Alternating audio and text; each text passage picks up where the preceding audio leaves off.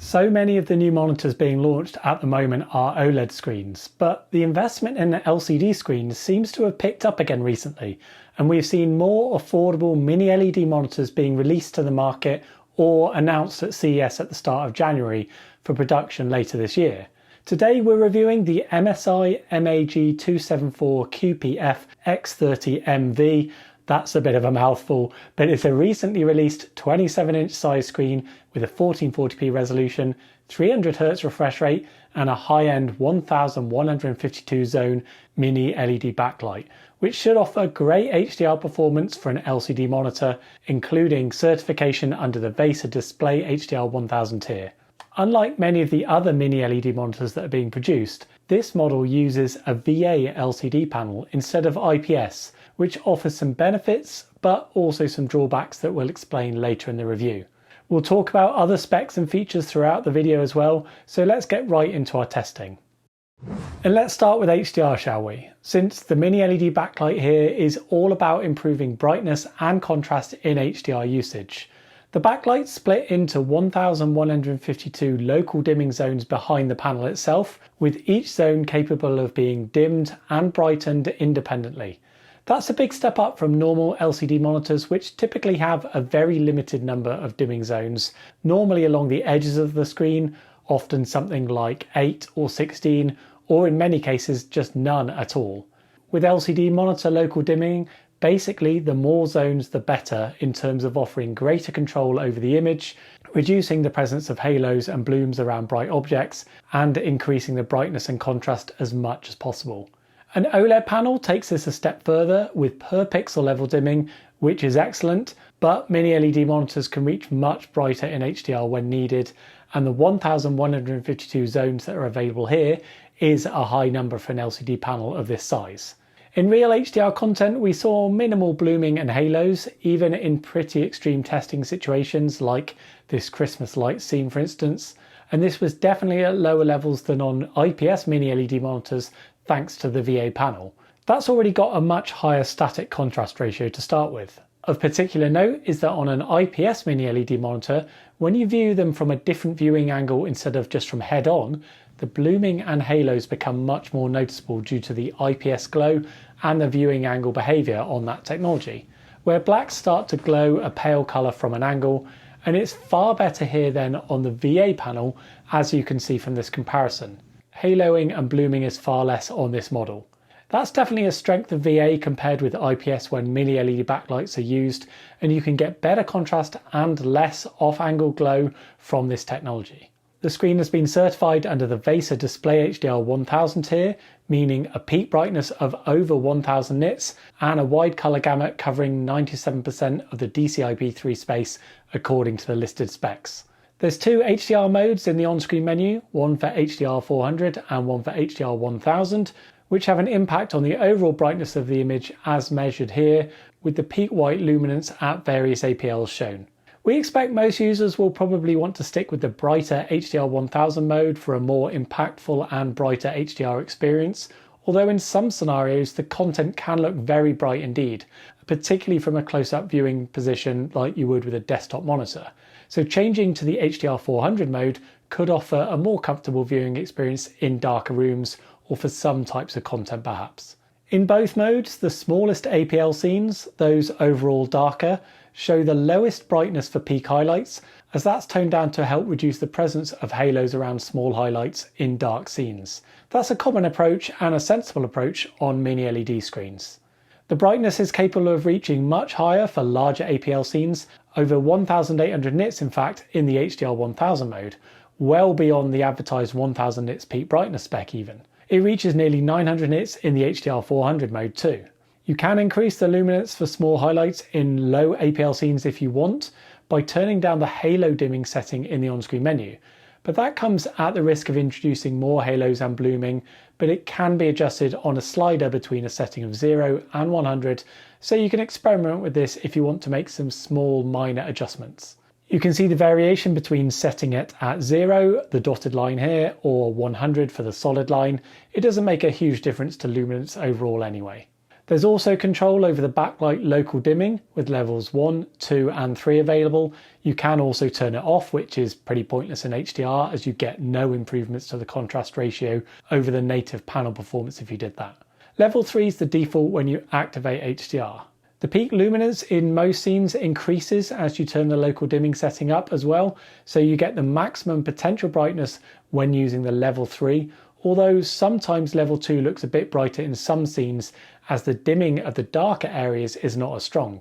They might look a bit brighter, but there's less contrast as a result of that. We noticed a bit of an oddity with level 2 as well, where sometimes it would randomly operate with an even higher brightness. It seemed to behave differently if you moved from level 1 to level 2, or if you moved from level 3 to level 2.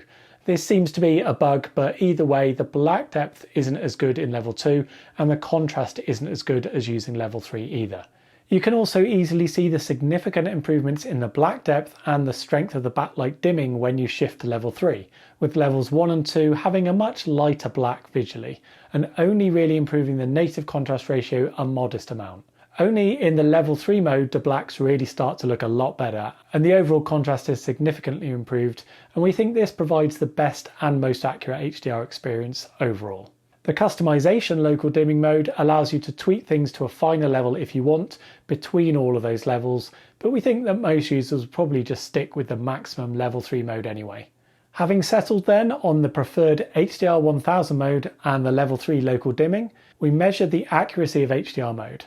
For this, we really need to consider the performance at different APL, with low APL representing darker scenes and high APL representing brighter overall scenes. EOTF tracking is overall good, with some raising of brightness in dark and mid-grey shades in most situations. That causes some loss of detail for lighter tones, but it does enhance the overall brightness of the image. The main issue with the grayscale in HDR mode is with the colour temperature and RGB balance, where the blue channel is far too high for the lower APL scenes, and that only balances itself out a bit better as you get to around 25% APL and higher. From there you get a good colour temp and white point overall, but in the lower APL scenes the blue channel is much higher, causing an obvious blue tint to those light grey shades and an overly cool colour temp and white point. We saw this same behaviour on the MSI 4K IPS Mini LED screen that we reviewed last year as well, and while it should probably be possible to achieve an accurate grayscale temp in all scenes, if it is going to be a challenge for whatever reason, then it's probably better that it's this way round, where the higher APL scenes show the better colour temp and don't appear too cool, with only the low APL scenes shifting to a cooler appearance. We'd of course have hoped for solid accuracy in all scenes really. The other preset modes in the professional and game menu don't seem to change much other than some minor tweaks to the sharpness and the colour temperature in some modes. There's no user control over the colour temp in HDR mode, so we're pretty much stuck with the configuration as it is, with no control over anything else beyond the basic configuration options. Here's the common results measured then for the screen at 10% APL for completeness. You can see from the middle bar showing the actual versus target grey shades, the impact that overly cool colour temperature has on the mid and light grey shades. This leads to a higher delta E error for light grey shades as well, shown on the graph at the top right, but this does get better for higher APL scenes as we discussed earlier. In a new testing section, we also measured the near black shadow detail, and these graphs show measurements for the first 16 RGB shades near black. The yellow line represents the target luminance for each grey shade based on the ST2084 EOTF, while the grey shade lines on the graph represent our measurements. Shadow detail on this screen was strong in HDR, with the first visible grey shade being RGB1 in our testing, so there's no black crush visible in HDR mode. The colour space in HDR is wide at around 83% Rec 2020 coverage, and so you get bright, saturated and vivid colours for this kind of content. The colour accuracy was also good overall in HDR mode. This Mini LED monitor has the hardware capabilities to get far brighter in HDR content than any OLED monitor released so far. Here we've compared the peak white luminance measurements against one of the latest 5th gen QD OLED monitors that we've tested. Peak highlights in dark scenes are actually quite a lot brighter on the OLED screens, where the per pixel level dimming avoids halos and blooming that could be a challenge on the Mini LED backlight, even with a high number of local dimming zones like is available here. On the Mini LED monitor, the brightness is toned down for low APL scenes to avoid blooming and halo issues, but once the APL increases above about 5%, the maximum brightness capability of the Mini LED backlight far exceeds what's possible for any OLED monitor. On those screens, the ABL dimming is needed due to the way the OLED monitors are powered and how they work. It's no contest in terms of the brightness capabilities of Mini LED versus OLED, although do keep in mind that you would need actual HDR content to be mastered to these very high levels for that difference to be substantial in real use. In some scenes, there may not be much of a visual difference in real usage if the content isn't calling for a higher brightness anyway. The Mini LED backlight can certainly support higher HDR brightness across a range of scenes than OLED panels can without needing to dim as aggressively, and it's great to see that this technology is being used more widely in the LCD market to enhance performance without raising the price tag too much nowadays as well. Let's take a look at SDR performance as well. Thanks to the VA technology panel, we had a very strong contrast ratio which was measured at around 4,700 to 1, which was excellent for an LCD screen, and almost 5 times that of a typical IPS Mini LED monitor. There's also a very wide luminance adjustment range available, reaching up to just over 600 nits maximum, which is considerably beyond the 400 nits spec, and with a good lower adjustment range as well for darkroom conditions. So that gives you good flexibility for brightness adjustment. In the same new testing section we talked about earlier, we also measured the near black shadow detail in SDR. These graphs again show the first 16 RGB shades, with the yellow line representing the target luminance for each grey shade based on a 2.2 gamma here, while the grey line shows our measurements for luminance. You can see that in the native user mode, the luminance is slightly higher than the target, and this means that the shadow detail is strong again, and even the first RGB shade is visible in testing. The black depth is also very good for an LCD screen thanks to the VA panel and the high contrast ratio that can offer. Other preset modes vary the shadow detail and gamma a little bit, but it remains excellent in all of the modes. The sRGB mode is also shown here, for example, and it's a little bit brighter in those shades, helping the dark detail stand out a little further. This new shadow detail testing is important for darker games and movies, and for those who might want to work with darker content generally. MSI also allow you to enable the backlight local dimming in SDR mode as well, which is great news for multimedia and gaming potentially. And this can significantly improve the contrast and black depth. The luminance figures shown here are if you push the brightness setting up to a maximum, and like in the HDR mode, level 3 provides the most impressive improvements to contrast and blacks, making blacks look a lot deeper and darker than in the other modes. The brightness can reach the same maximum luminance as with the off mode, but you can see that the smaller APL test patterns are now dimmed a bit to help reduce haloing and blooming, the same approach that was used in the HDR mode. Here's the brightness with the halo dimming setting on maximum, but if you reduce that, the luminance is a little bit higher for those small highlights, although you may see more halos as a result. It's probably best just to leave that on the maximum, we think. You don't get any improvements to overall brightness when you use local dimming in SDR mode, but it does substantially improve contrast and black depth and makes it a potentially useful option for SDR gaming and multimedia. With the local dimming enabled in SDR mode, you do get variations in gamma and color temperature though, depending on the content, like we experienced in HDR mode. The most noticeable being the impact that it has with some bluish tint in darker overall low APL scenes because of a much cooler color temp and poor RGB balance. That's not particularly noticeable in normal everyday multimedia content, but you probably wouldn't want to have local dimming enabled for other applications and general usage. One annoyance with this is that you can't set a shortcut in the on-screen menu for the local dimming setting, and so you have to navigate around the pretty sluggish menu each time you want to enable or disable it. As this is an MAG series model as well, there's also no support for their gaming intelligence software app either, which could have offered some quick shortcuts to enable and disable local dimming. For our other testing, we won't go through all of the data and charts in detail in the interest of time, but you can obviously pause the video if you want to delve into any of the details shown. We'll summarise all of the highlights and key takeaways for you here anyway. We switched to the user mode first of all, where accuracy was overall good with a decent gamma and grayscale that was only slightly too warm. We've talked earlier about the strong contrast ratio offered from the VA panel as well, and in this mode the screen operates with its full native gamut, which extends a long way beyond the sRGB reference space as you can see here. That results in poor accuracy for SDR and sRGB colours as is common on any wide gamut screen, but it gives you very saturated and vivid colours that some people might prefer for gaming and multimedia. We'll look at ways to more accurately work with the sRGB content in a moment. The native colour space of the backlight is a bit closer to the DCI-P3 reference space as shown here, but that still extends a bit beyond that even.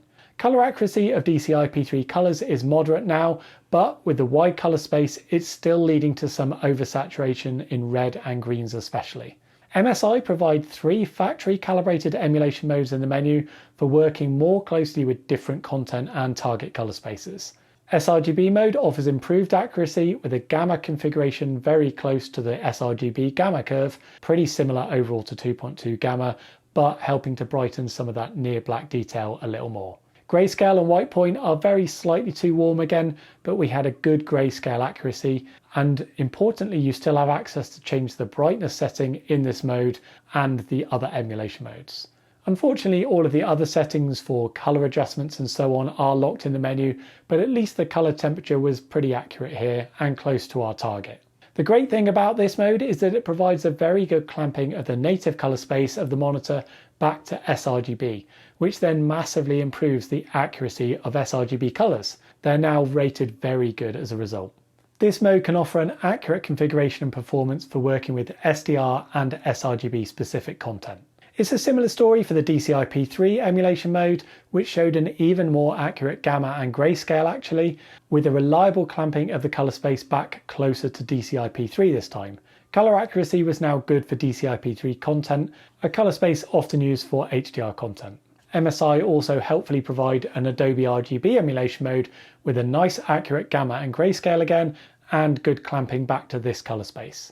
The only small issue here was that there was now some slight undercoverage of the colour space as the clamping was a little bit aggressive, but overall the colour accuracy was still good. This mode could be useful for anyone wanting to work with photography applications where Adobe RGB is a common target colour space. You can use any of these 3 modes that you like really for general content depending on which colour space you want to work with. You may also want to try out our calibrated settings and ICC profile, which were created in the user mode, but with the ICC profile mapped back to the sRGB colour space for use in colour aware applications. You'll find our best settings video guide for this screen and a link to our calibrated ICC profile in the description below. The screen is pretty well suited to office and general applications, although it's a little bit more limited than some previous mini LED monitors that we've tested. Being an LCD panel, you don't have to worry about concerns that you might have with OLED monitors around image retention and burn-in, or things like abnormal subpixel layouts. That's great news here, of course, on an LCD panel, as it uses a standard RGB stripe layout, so text clarity is very good. This model has a 2560 by 1440 resolution, which is common on a 27-inch screen size, and it provides a sharp and clear image, and also a decent desktop space to work with. It doesn't look as sharp, of course, as a 4K resolution on a screen this size, with a lower pixel density here, but at least you don't have to worry about things like OS scaling, and it's a very common and comfortable combination of this size anyway. The screen has a standard matte anti-glare coating which handles glare and reflections well, but it doesn't look as clear as a glossy coating might. It has a light anti-glare coating like other VA LCD panels. As it uses a VA panel instead of IPS, the viewing angles are a little bit more restrictive, showing more noticeable gamma shift as you move viewing positions around, and some moderate washout of the image from the sides, pretty typical for this technology really. There's an adequate range of connections with 1 DisplayPort 1.4 and 2 HDMI 2.1 connections, but as this is an MAG series screen, there's no USB Type-C or even any USB-A data ports available. That's a bit of a shame, and it does mean that it's more limited than MSI's higher-end MPG series monitors.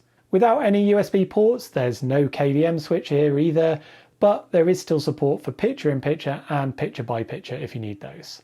Thankfully, there is support for firmware updates, something which MSI added for their MAG series models a while back, and that's good news of course.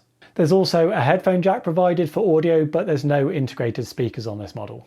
The stand provides a full range of ergonomic adjustments, which are all smooth and easy to use, although there's a bit of wobble to the screen as you move it or when using the on-screen menu.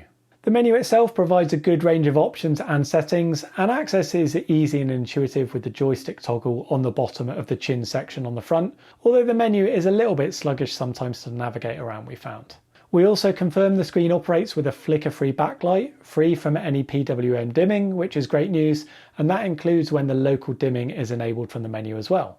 A blue light filter setting is available in the menu, which makes the image warmer and reduces the blue light output as shown here, potentially handy for lots of office work or when you're using the screen in the evening perhaps. The dedicated anti-blue preset mode offers the exact same result too. There's a brightness uniformity mode available in the on-screen menu, which we tested as well, and luminance uniformity across the panel was very similar in both the on and the off modes, showing a very good overall uniformity anyway, with some moderate improvements with this mode activated.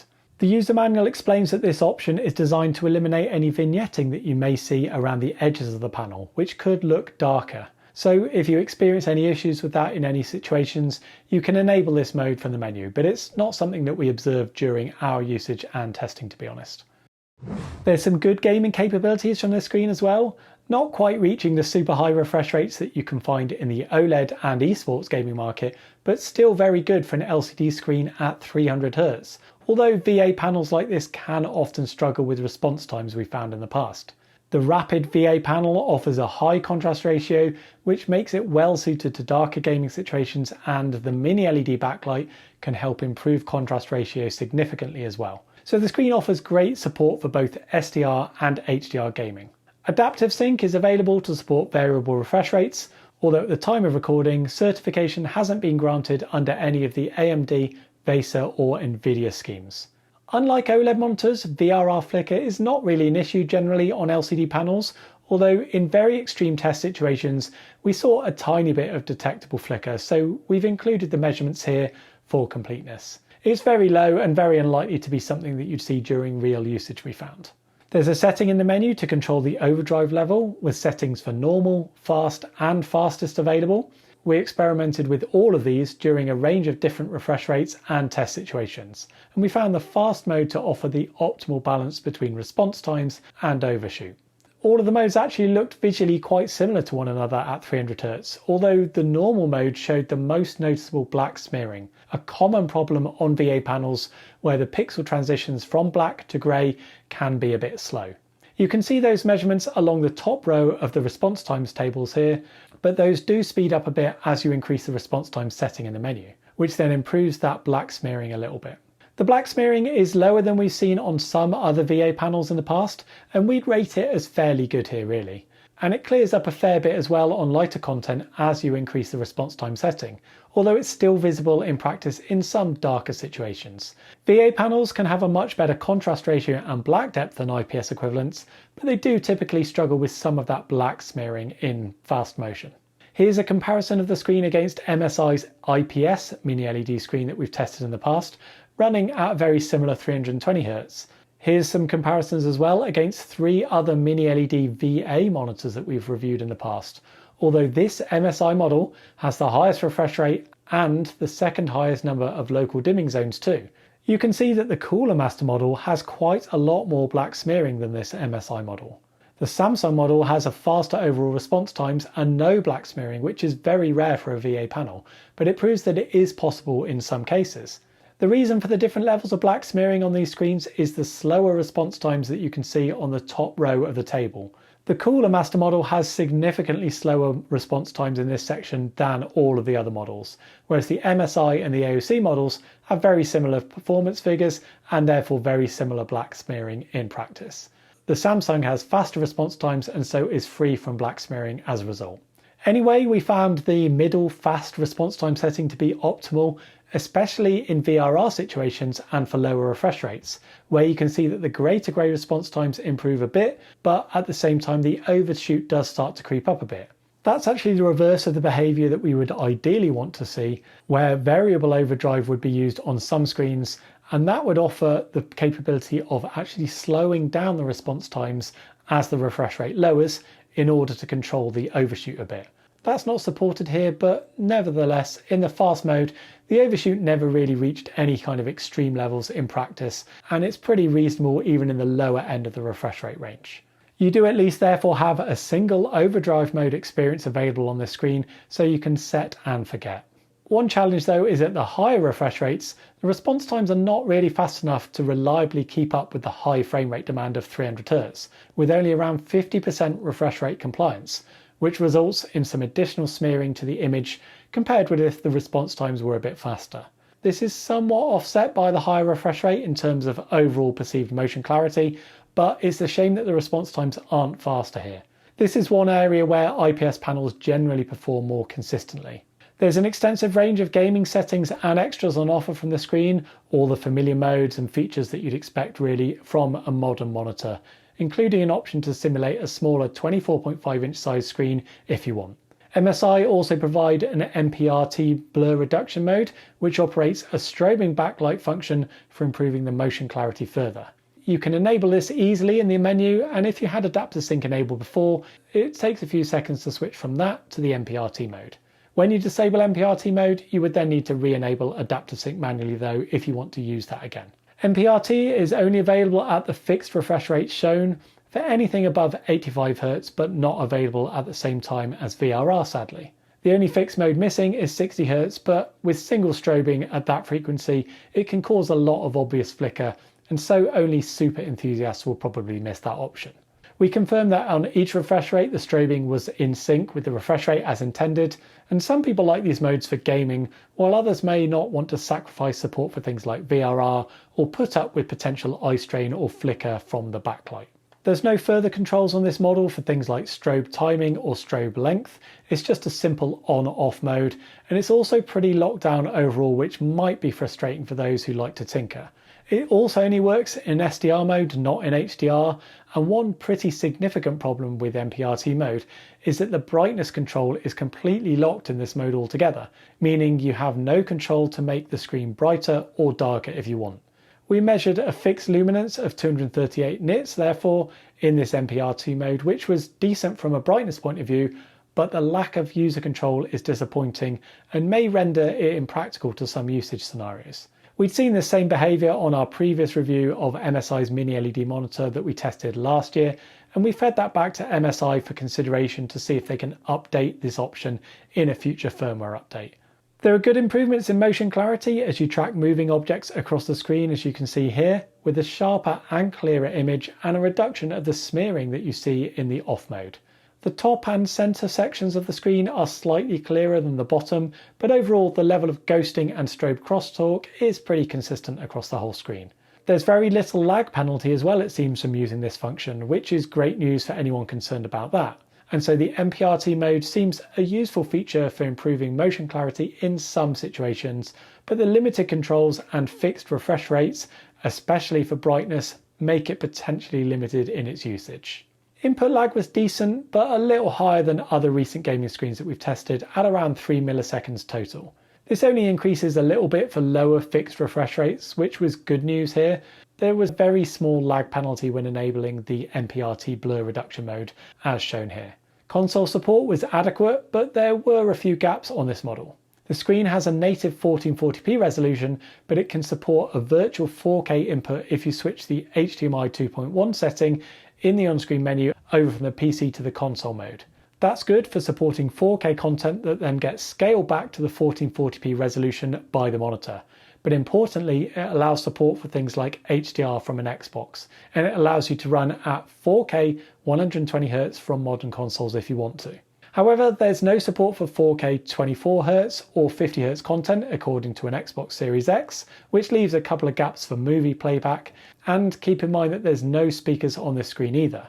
VRR is supported and there is support for HDR10, but we found that this only seemed to work if we enabled the YCC 422 option from the Xbox menu, which means then that it's operating with some chroma subsampling as well, it seems. You can use the local dimming backlight in HDR and SDR mode for enhancing contrast and blacks if you want, and the MPRT blur reduction mode is also available at 120Hz, which is useful.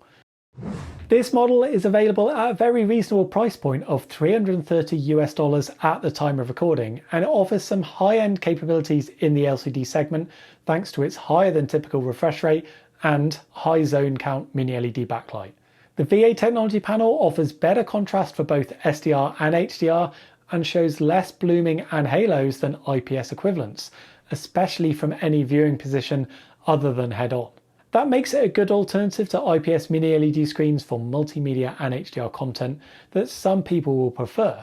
On the other hand, the response times aren't as good though, and you get a bit of black smearing in certain gaming situations, and the response times can't really keep up with the maximum 300Hz refresh rate of the panel. Viewing angles are not as wide as IPS either, and there is a little bit more noticeable gamma and colour tone shift as you move around. The choice between a VA or IPS Mini LED screen really depends what your priorities are and what your budget is as well. It's great to see more 1440p Mini LED monitors available and more choices in the VA technology segment too. And at this kind of price point, it's a far more versatile offering than typical LCD screens thanks to its high-end Mini LED backlight. We'll leave links in the description below where you can check out the latest pricing and availability for your region. And if you want to find out more about all of the latest monitor news and announcements, you might also want to check out our latest monthly news roundup video linked on the screen here. Thank you for watching. We'll catch you next time.